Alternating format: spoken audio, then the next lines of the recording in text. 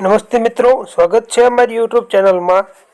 જો તમે અમારી ચેનલમાં નવા હોય તો જરૂરથી સબસ્ક્રાઇબ કરી નાખો, જેથી કરીને રોજે રોજના અને તાજા સમાચાર તમને મળી શકે। વાત કરીએ આજના સમાચારની તો પીએમ મોદીને બધાને કરશે સંદેશ। પ્રધાનમંત્રી નરેન્દ્ર મોદી શનિવારે અયોધ્યામાં મહર્ષિ વાલ્મીકીના એરપોર્ટ પર નવી ટ્રેન અને રેલવે સ્ટેશન સહિત અનેક નવી વિકાસ યોજનાઓનું ઉદ્ઘાટન કરશે। આ દરમિયાન તેમણે લોકોનો આગ્રહ કર્યો છે કે તેઓ 22 જાન્યુઆરીના રોજ અયોધ્યા ન આવે। તેમણે કહ્યું કે તેઓ 550 વર્ષથી વધારે સમય રાહ જોઈ છે, વધુ થોડો સમય રાહ જુઓ। પ્રધાનમંત્રી મોદીએ લોકોને અપીલ કરી કે તેઓ રામ મંદિરની પ્રાણ પ્રતિષ્ઠાના મહોત્સવમાં ઉપલક્ષ પોતાના ઘરોમાંથી શ્રી રામ જ્યોતિ પ્રગટાવીને તેમણે કહ્યું કે આ ઐતિહાસિક ક્ષણ ભાગ્યથી આપણા જીવનમાં આવી રહ્યો છે। આ ક્ષણ પર તેઓ સૌ 140 કરોડ દેશવાસીઓ 22 જાન્યુઆરીએ પોતાના ઘરમાંથી શ્રી રામ જ્યોતિને પ્રગટાવીને દિવાળીની ઉજવણી કરો। એટલે કે તેઓએ મિત્રો આવવાની ના પાડી છે અયોધ્યા અત્યારે 22 જાન્યુઆરીના દિવસે। ત્યારબાદ જાણીએ તો રેલવે મુસાફરો માટે મોટા સમાચાર। કૃપયા રેલવે મુસાફરો ધ્યાન દે, કારણ કે આ સમાચાર મુસાફરોને ઉપયોગી નીવડે તેવા છે।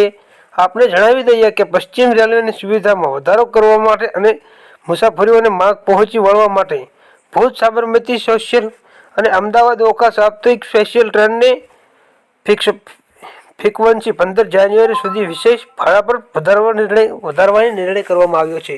એટલે કે હવે રેલવેના ભાડામાં વધારો કરવાનો નિર્ણય કરવામાં આવ્યો છે મિત્રો। ત્યારબાદ વાત કરવામાં આવે તો ગિફ્ટ સિટીને મળશે વધુ એક ભેટ। ગાંધીનગરમાં આવેલું ગિફ્ટ સિટી અત્યારે ચર્ચાનું કેન્દ્ર બન્યું છે। દારૂ પિરમટ બાદ ગિફ્ટ સિટીમાં વધુ એક મહત્વના સમાચાર સામે આવ્યા છે। આગામી એપ્રિલ મહિના સુધીમાં મોટેરા ગિફ્ટ સિટી અને સેક્ટર 1 મેટ્રો પ્રાયોગિક ધોરણે મેટ્રો શરૂ થાય તેવા પૂરેપૂરી સંભાવનાઓ સેવાઈ રહી છે। તો બીજી તરફ વાત કરવામાં આવે તો કાંકરિયા ઈસ્ટ અને સ્ટેશન પણ બનવાની તૈયારી થઈ રહી છે।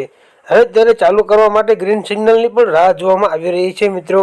એટલે કે ગિફ્ટ સિટીને મળતું એક વધુ ભેટ મળી શકે છે તેવું વાત કરવામાં આવી રહી છે અને એક નવી ટ્રેન પણ મળી શકે છે મિત્રો। ત્યારબાદ વાત કરીએ તો જીરુના ભાવ 43,000ને પાર। ગુજરાતના નંબર 1 ગણાતા ગોંડલ માર્કેટિંગ યાર્ડમાં સિઝનના નવા જીરાની આવક પ્રારંભ થઈ છે। યાર્ડમાં નવા જીરાની સૌપ્રથમ 80 કિલોની આવક થવાની સાથે જ જીરાની સાઈઝનો પ્રારંભ થયો હતો। ત્યારે માર્કેટ યાર્ડના વેપારીઓએ પ્રથમ વખત આવેલ સિઝનમાં જીરાનું વૈકિત મચ્યોંદર ફુલહાર સાથે પૂજન કરીને જીરાની સુકનની હરાજીનો પ્રારંભ કર્યો હતો। ગોંડલના સાણસની ગામમાંથી ખેડૂતને પ્રથમ વખત માર્કેટ યાર્ડમાં જીરું લઈને વહેંચવા માટે આવ્યા હતા। હરાજીનામાં જીરાની સુકનના 20 કિલોના ભાવ 43,551 બોલાયા હતા, જેને લઈને ખેડૂતો રાજીના રેડ થયા હતા મિત્રો। આ ભાવ ખેડૂતોને પ્રારંભના દિવસે જ મળ્યા હતા મિત્રો, જેથી કરીને રોજે રોજના અને મહત્વના સમાચાર તમને મળી શકે। વાત કરીએ આજના સમાચારને લઈને તો લોકસભાની ચૂંટણી પહેલા જ ગુજરાતમાં પક્ષ પલટાની મોસમ ખાલી છે। કોંગ્રેસ અને આમ આદમી પાર્ટીના ધારાસભ્યો રાજીનામું આપીને ભાજપનો ખ્યાસ ધારણ કર્યો છે। આમ આદમી પાર્ટીના વધુ ધારાસભ્યોએ પણ પક્ષ સાથે છેડો અને ફાળી ભાજપમાં જોડાય તેવી અટકળો ચાલી રહી છે। ત્યારે આ અટકળોને આમ આદમી પાર્ટીના બોટાદ અને જામજોધપુરના ધારાસભ્યોએ રદિયો આપ્યો છે। આપના બંને ધારાસભ્યોએ દાવો કર્યો છે કે ભાજપમાં જોડાવાની માત્ર અફવા છે। અમે આમ આદમી પાર્ટીમાં છીએ અને તેમાં જ રહીશું મિત્રો। એટલે કે તેઓએ ચોખ્ખું અને સ્પષ્ટપણે કહી દીધું છે કે આ તો અફવા ઉડી રહી છે। ત્યારબાદના હવામાનને લઈને સમાચાર। રાજ્યમાં ઠંડીને લઈને હવામાન વિભાગની આગાહી સામે આવી છે। આગામી 4 દિવસ વાતાવરણ સૂકું રહેશે તેમજ આગામી 4 દિવસ તાપમાન યથાવત રહેશે। હવામાન વિભાગે જણાવ્યું છે કે 22 તારીખ બાદ તાપમાનમાં 2 થી 3 ડિગ્રી વધશે। વર્તમાનમાં વધેલી ઠંડીને લઈને કહ્યું છે પશ્ચિમી પવનોના કારણે તાપમાનનો પારો ગગડ્યો છે। અમદાવાદમાં તાપમાન 13.5 ડિગ્રી તાપમાન નોંધાયું છે, જ્યારે ગાંધીનગરમાં તાપમાન 13 ડિગ્રી નોંધાયું છે। નલિયામાં સૌથી ઓછું 12.2 ડિગ્રી તાપમાન નોંધાયું છે મિત્રો। એટલે કે આગામી 4 દિવસ પણ આવું ને આવું જ વાતાવરણ રહેશે। ત્યારબાદ વાત કરીએ તો હવામાન વિભાગે ભર શિયાળે વરસાદની આગાહી। ખેડૂતોનો જીવ પંડિત બંધાયા। દરિયા કિનારાના વિસ્તારોમાં હવામાન વિભાગે વરસાદની આગાહી કરી છે। અત્રે જણાવી દઈએ કે છેલ્લા 2 દિવસથી ઠંડીનો પારો પણ ગગડ્યો છે।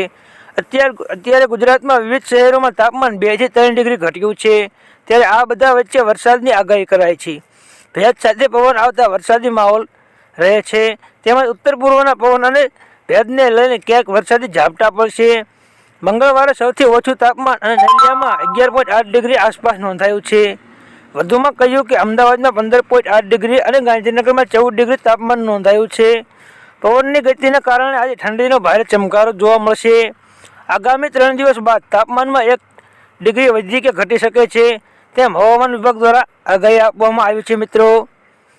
ત્યારબાદ મહત્વના અને મુખ્ય સમાચારની વાત કરવામાં આવે તો સસ્પેન્ડ સાંસદો સામે વધુ એક મોટી કાર્યવાહી કરવામાં આવી. મંગળવારે લોકસભામાં સચિવાલયે માત્ર પરિપત્ર બહાર પાડ્યો છે. તેમણે સ્પષ્ટપણે કહેવામાં આવ્યું છે કે સસ્પેન્ડ કરાયેલા 141 સાંસદોને સંસદની ચેમ્બર અને લોબી અને ગેલેરીમાં પ્રવેશ પર રોકવામાં આવશે મિત્રો. તમને જણાવ્યું કે દઈએ કે લોકસભામાં કુલ 95 સાંસદોને સસ્પેન્ડ કરવામાં આવ્યા છે, જ્યારે 46 સભ્યોને રાજ્યસભામાંથી સસ્પેન્ડ કરવામાં આવ્યા છે. આ સાંસદો પર સંસદની કાર્યવાહીમાં અવરોધ ઊભો કરવાનો આરોપ છે.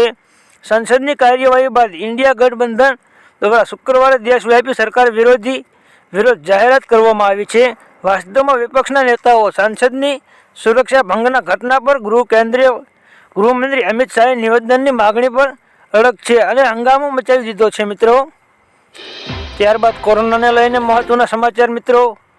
દેશમાં વધી રહેલા કોરોનાના કેસ વચ્ચે બુધવારે કેન્દ્રીય સ્વાસ્થ્ય મંત્રી મનસુખ માંડવિયાના નેતૃત્વ હેઠળ ઉચ્ચ સ્તરીય બેઠક યોજાઈ હતી. આ બેઠકમાં તમામ રાજ્યોના આરોગ્ય મંત્રીઓ સાથે રાજ્યના સચિવો પણ હાજર રહ્યા હતા. આ સમયગાળા દરમિયાન રાજ્યના તમામ એલર્ટ રહેવા માટે કહેવામાં આવ્યું છે.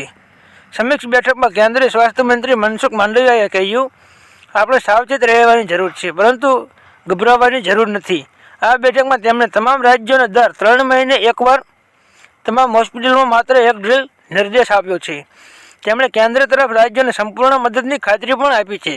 હિમાચલ, પંજાબ, ઉત્તર પ્રદેશ, ઉત્તરાખંડ, ઝારખંડ, ઓડિશા, ગોવા, પોંડુચેરી, તમિલનાડુ, કર્ણાટક, મણિપુર, કેરળ સહિત અન્ય રાજ્યોમાં આરોગ્ય પ્રધાનની બેઠકોએ પણ ભાગ લેવામાં આવ્યો હતો મિત્રો. ત્યારબાદ રામ મંદિરને લઈને મહત્વના સમાચારની વાત કરીએ તો અયોધ્યામાં રામ મંદિરની પ્રાણ પ્રતિષ્ઠાને લઈને દેશ વિદેશમાં પણ ઉજવણીને લઈને તૈયારી શરૂ કરવામાં આવી છે. રામ મંદિરના અભિષેકની ઉજવણી ભારત સાથે વિદેશમાં પણ કરવામાં આવશે. અમેરિકામાં મંદિરો અને રામ મંદિરના ઉદ્ઘાટનના પ્રસંગે 1 સપ્તાહ સુધી ચાલનારી ઉજવણીનું આયોજન કરવામાં આવશે. આ મંદિરનું પ્રતિનિધિત્વ કરતી મહિલા અધિકારીએ કહ્યું, અમેરિકન મંદિરોમાં અયોધ્યામાં રામ મંદિરના ઉદ્ઘાટન પર ઉત્તર અમેરિકામાં 1 અઠવાડિયા સુધી ચાલનારી ઉજવણીની તૈયારી કરી રહ્યા છીએ. તેમણે આગળ કહ્યું છે કે અમારું સૌભાગ્ય છે, અમારા માટે આશીર્વાદ છે. અમે આ પ્રસંગનો એક ભાગ છીએ અને સદીઓની રાહ અને સંઘર્ષ પછી અમારા સપનાનું મંદિર પૂર્ણ રીતે તૈયાર થઈ ચૂક્યું છે મિત્રો. કરીને રોજે રોજના અને મહત્વના સમાચાર તમને મળી શકે મિત્રો.